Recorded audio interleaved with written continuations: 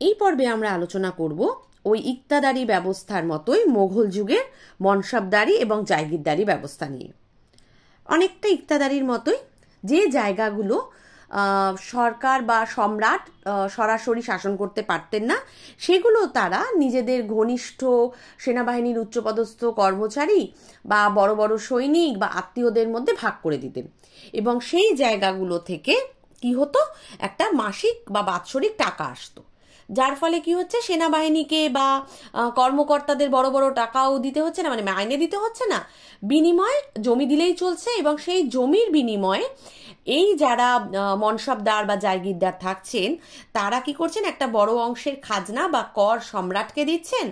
আবার ঠিক একই রকমভাবে যেমন ইকতাদারি ব্যবস্থায় ছিল, যখন সম্রাটের দরকার পড়বে তখন তারা সৈন্য দিয়ে, অশ্বারোহী বাহিনী দিয়ে, ঘোড়া দিয়ে সাহায্য করবে সম্রাটকে। এই রকম সিস্টেমটা মনসবদারি এরকমই একটা পারসিক প্রথা ছিল, মানে পারস্য থেকে আসা। মধ্য এশিয়া চেঙ্গিস খা এবং তৈমুর লং, এদের দুজনেরই বংশধর ছিলেন কিন্তু বাবর। মানে চেঙ্গিস খা তার মায়ের দিকের দাদু ছিলেন এবং তৈমুর লং ছিলেন বাবার দিকের দাদু। সেখান থেকেই আসেন হচ্ছেন বাবর, যিনি মোগল সাম্রাজ্যের প্রতিষ্ঠাতা ছিলেন। বাবরের ছেলে ছিলেন হুমায়ুন, হুমায়ুনের ছেলে ছিলেন আকবর। আকবর তার শাসনকালে নানা ধরনের পরীক্ষা নিরীক্ষা করতেন, তার মধ্যেই একটা পরীক্ষা ছিল হচ্ছে এই মনসবদারি ব্যবস্থা। মনসবদারি ব্যবস্থা সম্রাট আকবর 1577 সালে ভারতবর্ষে চালু করেন। সালটা মনে রাখবে, 1577। মনসব শব্দের অর্থ হচ্ছে পদমর্যাদা বা র্যাঙ্ক। কিরকম, একজন মনসবদারের অধীনে কতজন সৈন্য থাকবে, অশ্বারোহী বাহিনী থাকবে এবং কতটা পরিমাণ জমি থাকবে, সেই অনুযায়ী মনসবদারের র্যাঙ্ক বা পদমর্যাদা নিযুক্ত হবে। ধরো কারোর আন্ডারে একজন অশ্বারোহী বাহিনী থাকলো, তো তার এক মনসব। এবার কারোর আন্ডারে দেখা গেল 7000 সেনাবাহিনী রয়েছে, তো তাহলে তার হবে 7000ই মনসব। এটাই হচ্ছে র্যাঙ্ক বা মনসবদারি ব্যবস্থা। এবার এই মনসবদারি ব্যবস্থা কেন তৈরি করেছিলেন আকবর, বা কেন চালু করেছিলেন ভারতবর্ষে আকবর? কারণ একটা রাজকর্মচারীদের সংগঠন তিনি গড়ে তুলেছিলেন এটার মাধ্যমে। মানে সব সময় তো আর টাকা দিয়ে লোককে নিজের দিকে রাখা যায় না, জমি দিয়ে তিনি একটা সংগঠন গড়ে তুলেছিলেন, যাদের সবাইকে তিনি মনসবদার বানিয়েছিলেন। এদের একটা বিশাল আনুগত্য কাজ করতে হচ্ছে সম্রাটের প্রতি। যখন জায়গিরদারি ব্যবস্থা ভীষণ দুর্নীতিগ্রস্ত হয়ে পড়ে, যখন হচ্ছে জায়গিরদাররা নির্দিষ্ট সংখ্যক সেনা রাখতে বাধ্য ছিলেন, রাখতেন, কিন্তু যখন যুদ্ধ শুরু হতো, যখন সম্রাটের সেনাবাহিনীর প্রয়োজন ছিল, তখন জায়গিরদাররা কি করতেন, বৃদ্ধ সৈনিক, বৃদ্ধ ঘোড়া বা পঙ্গু ঘোড়া দিয়ে সম্রাটকে সাহায্য করতেন। ফলে সম্রাটের লাভের লাভ কিছুই হতো না। তখন সম্রাটরা কি করলেন, তারা জায়গিরদারি প্রথাটাকে ধীরে ধীরে তুলে দিয়ে সেখানে মনসবদারি প্রথাটা তারা চালু করলেন। আর জায়গিরদারি প্রথাটা অনেকটা ওই বংশানুক্রমিক ছিল, ইকতা ব্যবস্থার মতো, যেটা দুর্নীতিগ্রস্ত হয়ে যায়। সেই কারণেও জায়গিরদারি প্রথার অবসান ঘটিয়ে আকবর কি করলেন, তিনি মনসবদারি ব্যবস্থা চালু করলেন। মনসবদারি সিস্টেমে দু ধরনের পদ্ধতি চলতো, একটা হচ্ছে জাট আর একটা হচ্ছে সওয়ার। জাট ছিল যারা পদাতিক সেনাবাহিনী, তাদেরকে বলা হতো জাট। আর সওয়ার হচ্ছে অশ্বারোহী বাহিনী। মানে প্রতিটি মনসবদার তার পদমর্যাদা অনুযায়ী নির্দিষ্ট সংখ্যক পদাতিক এবং অশ্বারোহী সেনাবাহিনী রাখতেন। যখন সম্রাটের যুদ্ধক্ষেত্রে প্রয়োজন হতো, তখন মনসবদাররা এই পদাতিক এবং অশ্বারোহী সৈন্যবাহিনী দিয়ে সম্রাটকে সাহায্য করতেন। শেরশাহ আরেকজন সুলতান ছিলেন, তোমাদের পড়ানো হয়েছিল ছোটবেলা 7-10 নিশ্চয়ই। শেরশাহকে অনুকরণ করে আকবর ঘোড়া এবং সেনাবাহিনীর জন্য দাগ এবং হুলিয়া প্রথার ব্যবস্থা করেন। দাগ হচ্ছে ঘোড়ার গায়ে একটা চিহ্ন এঁকে দেওয়া, যেখান থেকে বোঝা যাবে, সেই চিহ্ন দেখে, যে এ কোন অশ্বারোহী বাহিনী বা কোন মনসবদারের অধীনে রয়েছে। এবং সেনাবাহিনীর পরিচয়ের জন্য হুলিয়া বা আইডেন্টিটি কার্ড যেমন হয়, এরকম একটা কাগজ ছাপানো হতো। এগুলো শেরশাহকে দেখে আকবর চালু করেছিলেন। সামরিক দায়িত্ব ছাড়াও মনসবদারদের বেশ কিছু বেসামরিক দায়িত্ব পালন করতে হতো। মনসবদারদের নানা ধরনের স্তর ছিল। আমি একটু আগেই বললাম যে 1 জনও হতে পারে, 1000 জনও হতে পারে, 7000 জনও হতে পারে। সবচেয়ে নিম্ন শ্রেণীর মনসবদার ছিলেন, নিম্ন পদমর্যাদার মনসবদার ছিলেন 10 জন সৈন্য নিয়ে। আর সর্বোচ্চ 12,000 সৈন্য থাকতে পারত। মানে 10 মনসব থেকে 12,000ই মনসব পর্যন্ত থাকতো। এটা মোটামুটি 33টা ভাগে বিভক্ত ছিল। এর মাঝে 20 মনসব, 100 মনসব, 500 মনসব, 1000 মনসব, 5000 মনসব, 7000 মনসবও থাকতো।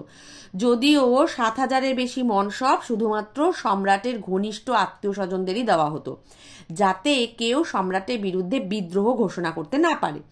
সম্রাট আকবরের সময় যেমন তার স্ত্রীর ভাই মানসিংহ, ভগবান দাস, টোডরমাল, এদেরকেই একমাত্র 7000ই মনসব দেওয়া হতো। না হলে বাইরের সেনাবাহিনীর লোকদেরকে কখনোই এত মনসব দেওয়া হতো না, মানে এত সৈন্য দেওয়া হতো না। মনসবদারদের নিয়োগ কিভাবে হবে, পদোন্নতি হবে কিনা, বদলি হবে না অপসারণ হবে, এই সব ক্ষেত্রে সম্রাটই শেষ কথা বলতেন। বংশানুক্রমিক বা উত্তরাধিকার ভাবে মনসব পদ পাওয়া যেত না। যে কর্মদক্ষ হবে সেই মনসব পদ পেতে পারত। মনসবদের বেতন দেওয়া হতো কোনো কোনো ক্ষেত্রে নগদে, কোনো কোনো ক্ষেত্রে জমিদানের মাধ্যমে। পর্যাপ্ত বেতন দানেরও ব্যবস্থা ছিল। 100 জাট যার পদাধিকারী মনসব হতো, সে সেই আমলে মানে 1500 সালে যদি আকবর থেকে থাকেন, মানে আজ থেকে প্রায় 500 বছরেরও বেশি আগে, সেই সময় 500 টাকা করে বেতন দেওয়া হতো যে 100 মনসব হবে। মানে ভাবতে পারছো 500 টাকা মানে আজকের দিনে বোধহয় প্রায় 50 লাখের মতো। মনসবদারদের 1000ই 5000ই মনসবদারদের বেতন ছিল 4400 টাকা, 30,000 টাকা। মানে কতটা তাদের উপরে ভরসা করা হতো যে তাদেরকে এত টাকা বেতন দিত সম্রাট। আবার যখন বেতন দিত না তখন তো প্রচুর পরিমাণে জমি দিত। জায়গিরদারি প্রথাটাকেই নতুন করে আরো রেকটিফাই করে তার ভালো দিকগুলো দেখেই মনসবদারি ব্যবস্থাটা চালু হয়। জাগিরদাররা তাদের বেতনের সমপরিমাণ অর্থের বেশি এর ফলে রাজস্ব থেকে আদায় করতে পারত না। জমির উপরে তাদের কোনো স্থায়ী অধিকারও ছিল না। বংশানুক্রমিকভাবে প্রাপ্ত জায়গিরকে ওয়াতান জায়গির বলা হতো এবং স্থায়ী জায়গিরকে তনখা জায়গির বলা হতো। জাগিরদারদেরকে 2-4 বছর পর নিয়মিত বদলি করা হতো। সম্রাট ইচ্ছা করলে যে কোনো মনসবদারকে বা জায়গিরদারকে পদচ্যুত করতে পারতেন। আর বংশানুক্রমিক ছিল না, ফলে যে কোনো সময় চাকরি চলে যেতে পারে। এই ভয়েই কিন্তু জায়গিরদার বলো বা মনসবদার বলো, তারা সবসময় সম্রাটের অধীনে থাকতেন এবং অনুগত থাকতেন। আকবরের পরবর্তীতে জাহাঙ্গীর এই ঘোড়সাওয়ার সেনাদের ভরণ পোষণের জন্য জমির পরিবর্তে অর্থ বরাদ্দ ঘোষণা করেন। তিনি 2 আসপা মানে 2 ঘোড়ার সওয়ারি এবং শিয়াসপা মানে 3 ঘোড়ার সওয়ারি প্রথা চালু করেন। 3 ঘোড়া আর 2 ঘোড়া মানে কারো কাছে 2টো ঘোড়া থাকবে, কারো কাছে 3টে। শাহজাহান প্রথমে মনসবদারদের অধীনে মোট সেনা সংখ্যার 1/3 অংশ, পরে অন্তত 1/5 অংশ করে অশ্বারোহী সেনা রাখার নিয়ম করেন, যাতে কেউ কোনোদিন সম্রাটের বিরুদ্ধে বিদ্রোহ না করতে পারে। ঔরঙ্গজেব ভীষণ কঠোর সম্রাট ছিলেন। তিনি দাগ আর হুলিয়া প্রথার উপর ভীষণ করে নজরদারি করেন। একসময় দাগ পরীক্ষাকারী কর্মচারীদের কাছ থেকে মনসবদারদের বছরে 2 বার করে সার্টিফিকেট নিতে হতো, যাতে কোনোভাবেই কোনো রকম দুর্নীতি না ঢুকে যায়। মনসবদারি প্রথার কিছু বৈশিষ্ট্য ছিল, যেমন এই প্রথা প্রত্যক্ষভাবে কেন্দ্র দ্বারা নিয়ন্ত্রিত, মানে সম্রাট দ্বারা নিয়ন্ত্রিত। সম্রাটের অধীনস্থ আর অনুগতরাই সম্রাটের কাছ থেকে মনসব পেতে পারত। এরা সকলেই সরকারি কর্মচারী ছিল। সম্রাটের হয়ে তারা কাজ করত, সামরিক অসামরিক উভয় দায়িত্ব কর্তব্য পালন করত। মনসবদারি পদ বংশানুক্রমিক ছিল না। মনসবদারি প্রথায় যোগ্যতা দক্ষতাকেই গুরুত্ব দেওয়া হতো, ফলে দুর্নীতি অনেক কম হতো। মনসবদাররা যে যার নিজের সেনাবাহিনী নিয়োগ, পরিচালনা, বেতন দানের দায়িত্ব নিতেন। মনসবদাররাই ছিলেন প্রকৃত শাসক শ্রেণী। সম্রাট শুধু কেন্দ্রীয় শাসনে বসে থাকতেন আর সব দেখাশোনা করতেন মনসবরা।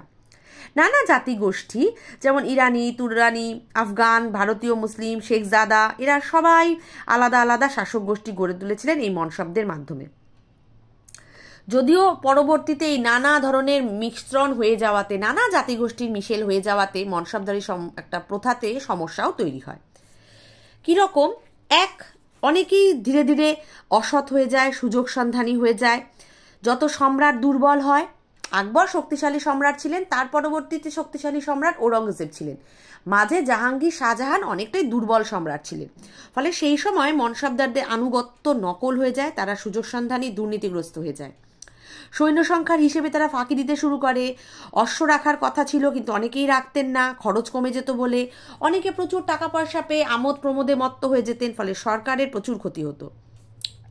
সেনাদের আনুগত্য তাদের স্থানীয় মনসবদারদের প্রতি ছিল, সম্রাটের প্রতি কখনোই থাকতো না। আকবরের পরবর্তীতে অনেকাংশে এই প্রথার মধ্যে কিন্তু ভাঙন ধরে যায়। যদিও এত ত্রুটি শাখা সত্ত্বেও মানতে হবে যে মনসবদারি প্রথার মাধ্যমে একটা বিশাল মোগল সৈন্যবাহিনী গড়ে উঠেছিল।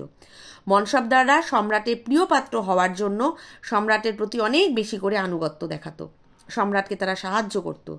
বিদেশি অভিজাতদের আধিপত্য ধ্বংস করত মনসবদাররা ভীষণভাবে সম্রাটকে সাহায্য করত। যেহেতু বংশানুক্রমিক ছিল না, সেই কারণে যোগ্য ব্যক্তিদেরই এই পদ লাভ করার সুযোগ ছিল। ফলে যারা যোগ্য তারা এই পদ পেত, দুর্নীতিটা একটু কম হতো। মনসবদারি ব্যবস্থা ছিল বলেই সামন্ত প্রথা সেরকমভাবে মাথা চাড়া দিয়ে উঠতে পারেনি আকবরের সময়। কিন্তু যত ধীরে ধীরে গেছে, সম্রাট দুর্বল হয়েছে, ততই কিন্তু মনসবদারি প্রথাও ভেঙে পড়েছে। ফলে মনসবদাররা অনেক সময় শেষের দিকগুলোতে এসে জাগিরদারদের মতো দুর্নীতিগ্রস্ত হয়ে গেছে, যেটা মোগল সাম্রাজ্যের পতনকে কিন্তু সুনিশ্চিত করেছে। কিন্তু তা সত্ত্বেও আমরা কখনোই কিছু দুর্নীতিগ্রস্ত মানুষের জন্য আমরা কখনোই ইলতুৎমিশের তৈরি করা এই ইক্তা ব্যবস্থা, আকবরের শুরু করা এই মনসবদারি ব্যবস্থার গুরুত্বকে কখনোই ছোট করে দেখব না। কারণ এগুলো ছিল বলেই এই ধরনের পদ, এই ধরনের কাজ, এগুলো এই ধরনের শাসন ব্যবস্থা ভারতবর্ষে প্রচলিত ছিল, যা ভারতবর্ষের শাসনকে মোগল এবং সুলতানি আমলে অনেকটাই ত্বরান্বিত করেছিল, মানে অনেকটাই এগিয়ে নিয়ে গিয়েছিল।